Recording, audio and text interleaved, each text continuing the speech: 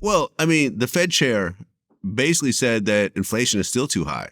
And he's basically saying there should be more, there's probably going to be more interest rate increases. Yeah. He's seeing things come down, but not to where it's supposed to be. Now, you and I are old enough to remember how bad things were in the 80s. Yeah. The 80s were a train wreck. And for the longest time, we basically had zero interest rates, really for like 15 years or something like that. Yep. And now things are getting back to normal. And, like when I see these Hollywood strikes and so forth, I think it's really just based on everything is just so much more expensive now. And people's salaries are not keeping up with how much everything costs now. Do you agree? I've been telling people this for, 15 years. You need to make more money. Right. People need to make more money. Everything's inflated on you but your imagination. The American people are fucking dumb, bro. The middle class is a bunch of robots walking around hypnotized because they have 2 cars and a college degree. And because you're not in jail or you're no threat of jail, you think you're good. You don't live in inner city Baltimore. You're not struggling for food every day. So you think you're safe. You're not safe. And this is what all these groups of people are being finally hit with. Okay. You're making 250 grand a year and you have no money left over. I've been saying this for years. There was a video I did about if you make 400 grand working for an insurance company where you could make $4 million, you should be ashamed of yourself as a father and a husband. And I got trashed over this. Okay. I'm like, look, if the guy next to you is making $4 million in the same company where you sell the same product, had the same opportunity, and you make 400 grand and you feel good about yourself, you should be ashamed of yourself. And then that went over the internet. It's like, Grant Cardone thinks you got to make 400 grand to feel good about yourself. Hey, you need to make 400 grand just so you can fucking get ahead in this country. Period. And that's the truth. And the politicians aren't going to tell you that. Joe and his buddies are going to tell you, oh, you deserve a raise. The people at Ford Motor Company should be making more money. Okay. But they're never going to tell you the middle class is broken. They're going to never tell you the system is broken. They're never going to tell you that Bank of America and Wells Fargo and Goldman Sachs and JP Morgan are the masters of the universe and you're their slave. No, absolutely. You talked about this on the Tyson podcast, and this makes perfect sense. I've always known this. Every dollar you put into your bank account, into your checking or your savings, they're turning around, taking that money, investing it right away. The bank. They're sending it to me so I can invest it. Right.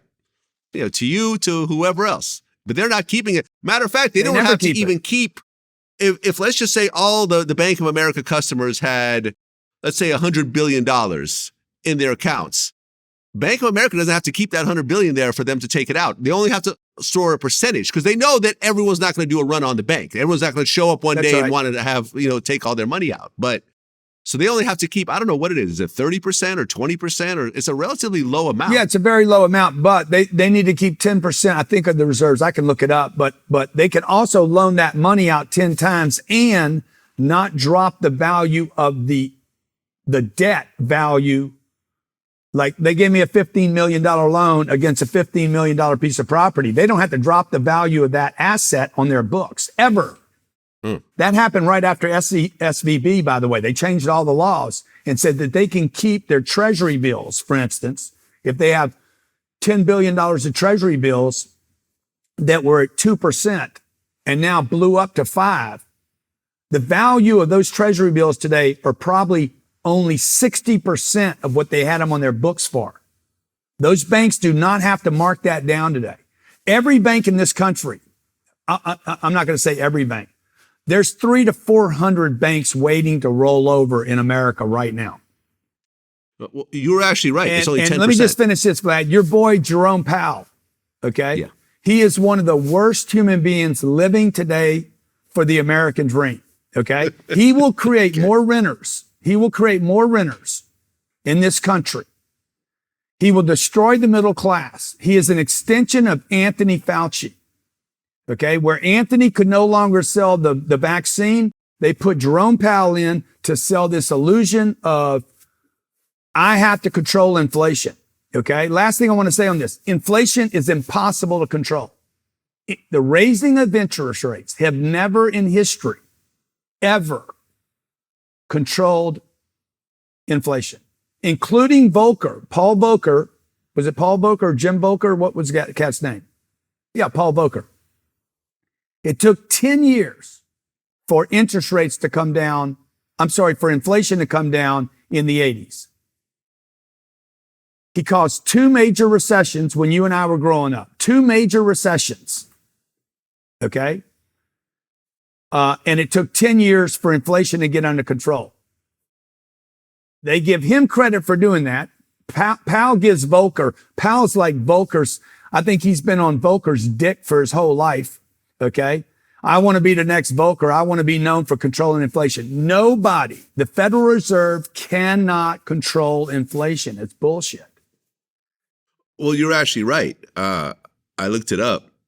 Banks only have to hold 10% of your money in reserve. So that means for every $1,000 you put in your bank account, that bank could take 900 and flip it. And they can flip it 10 times. They can loan it to 10 different parties, the full 900 10 times. That's kind of wild. And they don't tell you this, by the way. They don't tell you banks are the riskiest business in America today. There's no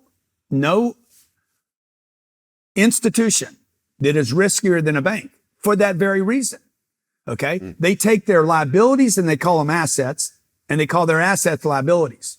The banking balance sheet is actually reverse of yours. It's a mirror of the individual. So my cash is an asset. When I give them cash, it's a liability. My debt is a liability. Their debts are assets.